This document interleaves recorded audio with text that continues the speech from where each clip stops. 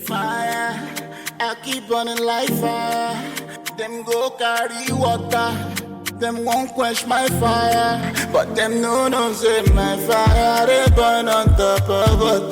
Dance along to the beat, bend down to the melody. Scatter the sand for my body. Give me my shake on my baby. I drink my sorrows away. Girls and drinks every way. I got used Fuji's in reggae. Booze around until I feel okay. I drink my sorrows away. Girls and drinks everywhere. I got used Fuji's in reggae. Para, in my body. Oh, I'm coming. It's all about my money. Cause him can't talk on me. Para in my body. Oh, I'm coming. It's all about my money. Lagos in December is not just a month, it's a personality. It's a living, breathing thing that wraps its hot, humid arms around you and whispers promises of a good time. It's the scent of roasting corn and diesel fumes. The relentless throb of an Afrobeats bass line vibrating up through the soles of your feet. It's the blinding glint of sun on 1,000 car windshields locked in an eternal traffic jam we affectionately call Go Slow. We call it Dirty December.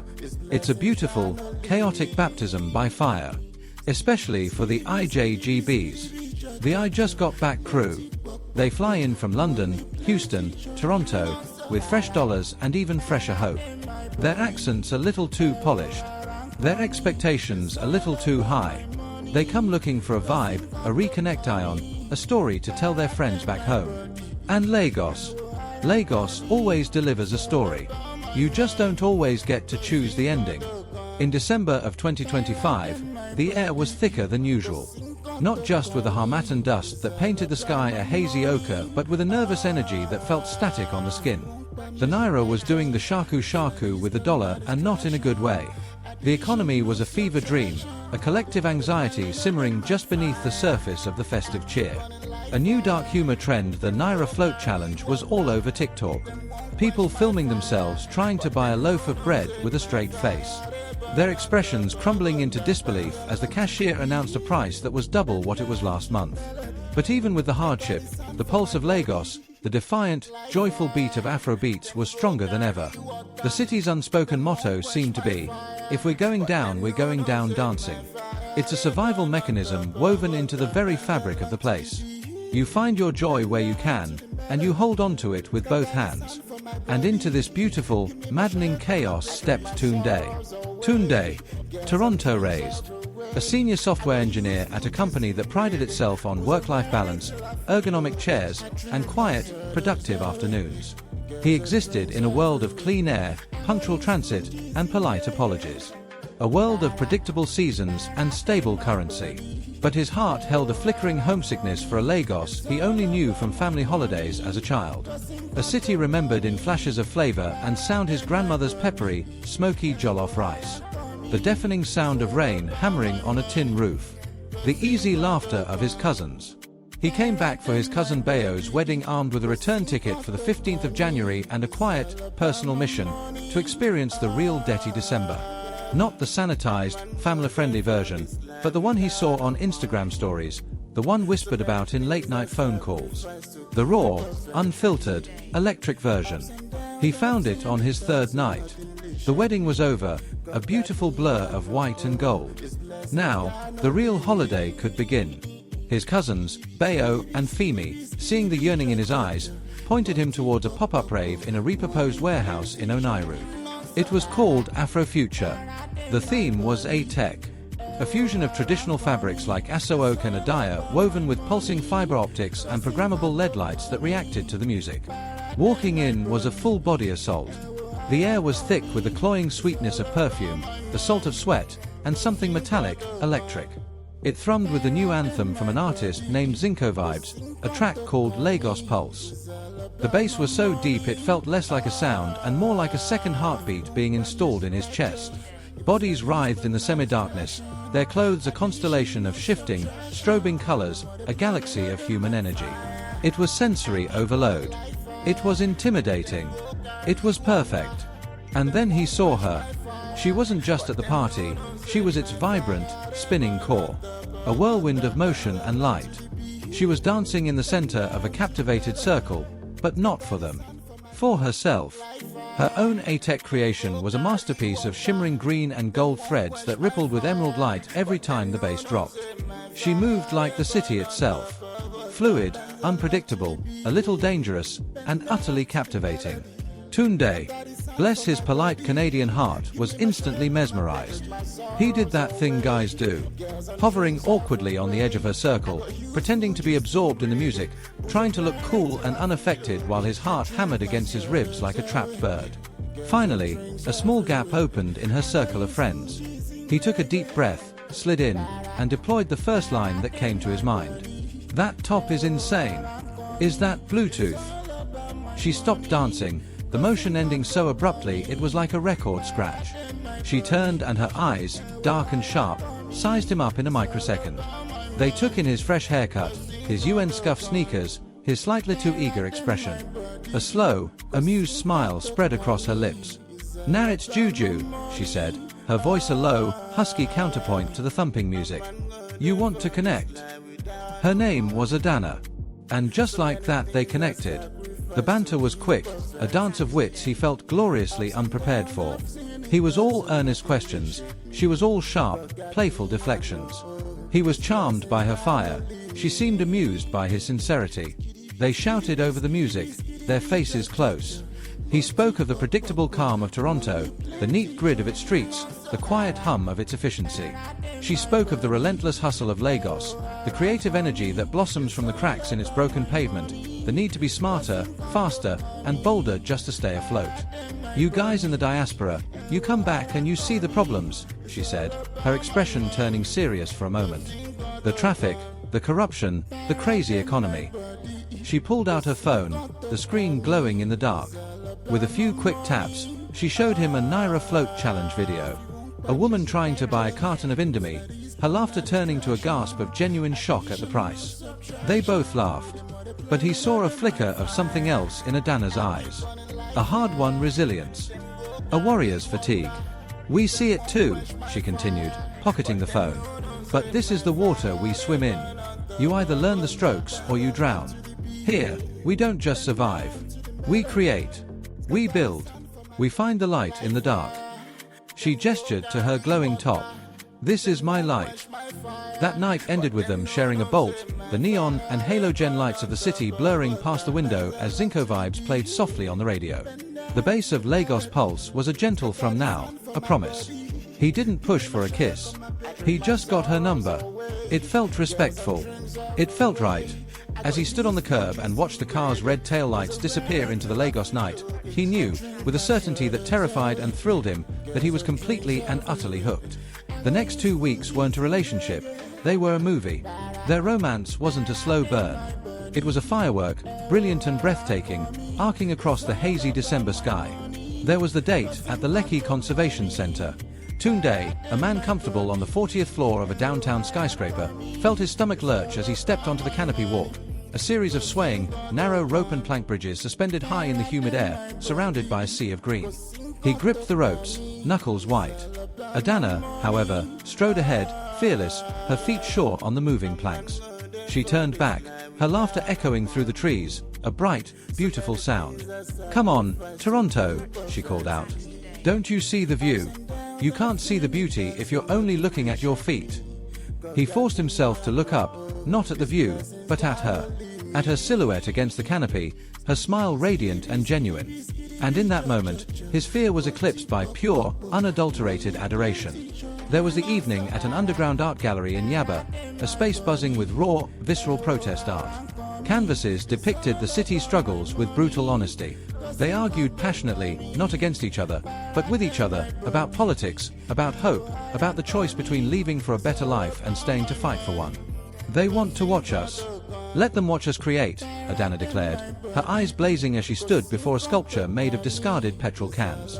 "Let them watch us build something beautiful from their rubbish. Art is our weapon, Tunde. It's our voice. It's the one thing they can't fully control." He saw then that her ATEC designs weren't just a fashion statement, they were a form of defiance. There was the night they had a reservation at a fancy, high-end restaurant in Victoria Island, a place that required a phone call 2 weeks in advance. They sat in gridlock traffic for 2 hours, the restaurant's closing time inching closer. Frustrated, Tunde was ready to give up. Adana just laughed, told the Bolt driver to stop, and led him by the hand to a bustling roadside spot under a dim, flickering bulb. They sat on wobbly plastic chairs, eating the best suya of Tunde's entire life from a sheet of newspaper, their fingers slick with oil and spices, their laughter echoing into the humid night. In that moment, surrounded by the noise and the smoke and the sheer, unvarnished life of it all, he felt he was finally seeing the real Lagos. Her Lagos. He was falling, hard and fast. Deeper than he had ever fallen for anyone in his neatly organized life. And the date on his return ticket, January 15th, began to feel less like a plan and more like a threat. A death sentence for this new, vibrant life he had discovered. He brought it up one evening as they watched the blood-orange sun dip into the Atlantic from a rooftop bar, the sky a masterpiece of bruised purple and gold. "You know," he started, swirling the ice in his Chapman, "you could do your A-Tech thing from anywhere. Toronto has a huge art scene. We could get you a studio. You'd be a sensation." The easy smile on Adana's face tightened. She was silent for a long moment, watching the last sliver of sun disappear. When she finally looked at him, her smile didn't reach her eyes. "And leave all this," she said softly, gesturing to the sprawling, twinkling, chaotic city below them. "Tunde, you see a vacation. I see my life. You see problems to escape from. I see challenges to conquer. This place, this madness, it's in my blood. It's in my designs. You can't just download it." It was the first real crack in their perfect, glittering bubble. A chasm of experience and perspective that their whirlwind romance had, until now, managed to leap over. They felt the chill of it, the uncomfortable truth of her words. But the magic of December was still potent. They pushed the difficult questions aside, drowned them in another cocktail, and lost themselves once more in the music. The suspense, however, was lurking in the city's shadows. A new, sophisticated wave of crime had hit Lagos, a ghost in the machine of the city's hustle. The streets called them the ghost tappers. They weren't your average stick-up crew brandishing weapons. They were digital ghosts. A quick, almost casual tap of their small, nondescript device against your phone, and in seconds your banking apps were compromised, your accounts wiped clean. It was fast, silent, and terrifying. The ultimate violation in a city that ran on mobile transactions. One night, leaving a club in Lekki, they saw the aftermath. A man in a sharp suit, clearly another IJGB, was yelling, staring at his phone in disbelief, his face pale with shock under the club lights. "It's all gone. Everything. My account is empty," he wailed, his voice cracking with panic. A small crowd had gathered, offering useless sympathy. The ghost tappers, of course, were long gone, melted back into the night. The sight chilled Tunde to the bone. This was the dark underbelly he'd heard about but hadn't touched.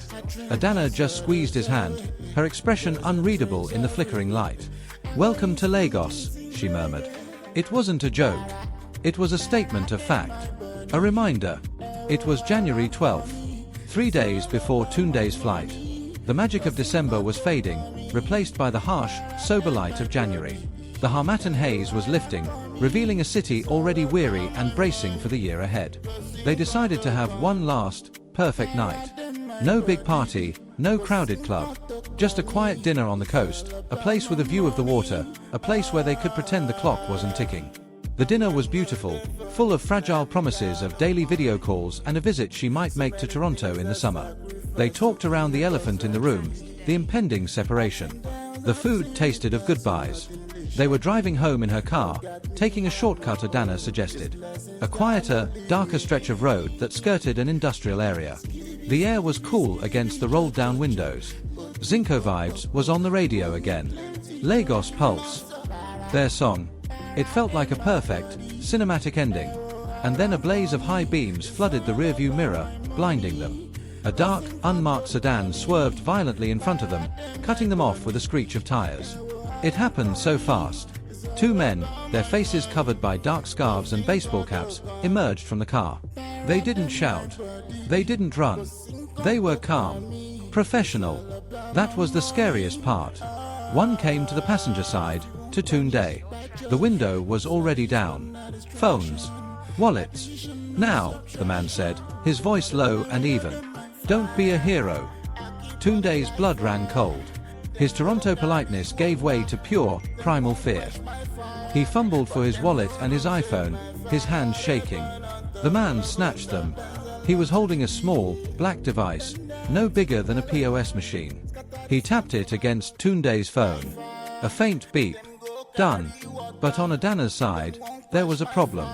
She had handed over her wallet and her phone, but she was clutching her large leather tote bag to her chest with a death grip. My tablet, she said, her voice tight with a tension Tunde had never heard before. It's in my bag. It has all my designs, my entire life's work. Please just take the rest. The man at her window was unmoved. I said, phone and wallet. Give me the bag. No. Please. She resisted, clutching the bag as if it were a child. There was a struggle. A horrible, desperate tussle for the bag. The man's calm demeanor broke. He yanked at it. She pulled back. Tunde yelled her name, a useless, strangled sound trapped in his throat. Then a single, sharp crack. Not loud. Almost surgical. It barely registered over the sound of the car's engine and the faint melody of Lagos Pulse. The men were gone. The sedan's tires squealed as it vanished into the night. The only sound was the idle of their car, the ghost of the song on the radio, and Tunde's own ragged, panicked breathing. He turned. Adana was slumped against the window. There was a dark stain spreading across the front of her beautiful A-Tech top. The embedded LED lights were flickering erratically, green, gold, red, dark like a dying heartbeat. The tragedy was absolute. The aftermath was a grey, bureaucratic hell. The indifferent police who treated it as just another statistic.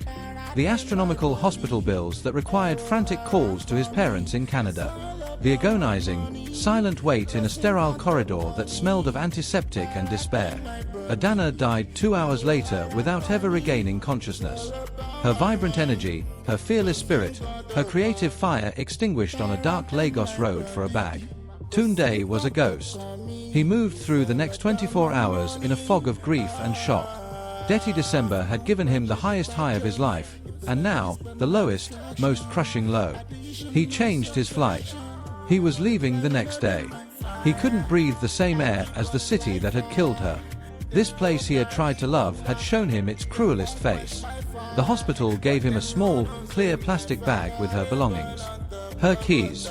A single silver earring. And her phone, the one the thieves had tapped but ultimately ignored. The screen was shattered, the battery dead. Useless. He was in his sterile hotel room, numbly packing his bags, the cheerful colors of his holiday clothes looking like a sick joke. He emptied her large tote bag onto the bed, the bag she had died for. Her tablet was there, its screen cracked. Her sketchbook. A wallet with a few stray Naira notes. And then something else fell out, tumbling from a hidden, zipped-up side pocket he'd never known was there. A second phone. A cheap, battered Android. Scratched and worn. A burner phone. He'd never seen it before. Curiosity, or maybe a desperate, final need for one last piece of her made him search his luggage for a charger that would fit. He plugged it in. After a moment, the screen flickered to life. There was no password. He opened her WhatsApp. His heart sank seeing their chat history, her picture beside his name. But another chat sat at the very top, with unread messages from last night. The group name made his blood freeze in his veins. It was called Tapping SZN. His finger trembled as he tapped on it. He scrolled up, past the frantic messages from after the incident. Where you at? Did it go wrong? Say something. And went back. Back before the attack. He saw shared photos of potential targets. A woman dripping in diamonds at a wedding, a man flashing a Rolex at a bar. He saw screenshots of bank alerts with triumphant captions. He saw plans, locations, strategies. He was looking at the Ghost Tappers playbook. And then he saw it. A message from Adana. Sent at 6:15 p.m., just before she met him for their final dinner. His vision tunneled. The world narrowed to these words on the cracked screen. Target tonight. The IJGB from Toronto. Tunde. His soft. Trust fund kid, probably. Been flashing his Canadian card all month. I'll make sure we take the Onairu shortcut after 11. The quiet stretch by the old dock. Should be an easy tap. He won't fight back. He wasn't the love of her life. He was the job. The robbery wasn't random. It was a setup. The struggle wasn't her defending her life's work. It was a partner trying to hold out on her own crew, to keep the tablet and whatever else was in the bag for herself. Her death wasn't a tragedy. It was a workplace accident. As Tunde's plane lifted off, he left the city's lights behind, carrying only the weight of a ghost. He came seeking the soul of Lagos, the authentic Dirty December experience. He found it. But was any of it real? The laughter, the connection, the spark in her eyes as she spoke of her art. Was she the brilliant A-Tech artist who dreamed of lighting up the world, or the cold-blooded hustler who saw him as just another mark? Perhaps the most brutal truth of Lagos is asking if there's even a difference. In a city that demands you either conquer or be consumed, that forces you to create your own light in the darkness. Who really pays the price for Dirty December's beautiful, deadly party? What do you think? Was Adana a villain, or a victim of a system that forced her hand? Drop your theories and reactions in the comments below. We read every single one. And if this story captivated you, don't forget to like this video, subscribe to Folktales Blockbuster, and hit that notification bell so you don't miss our next story from the heart of the hustle. Stay safe out there.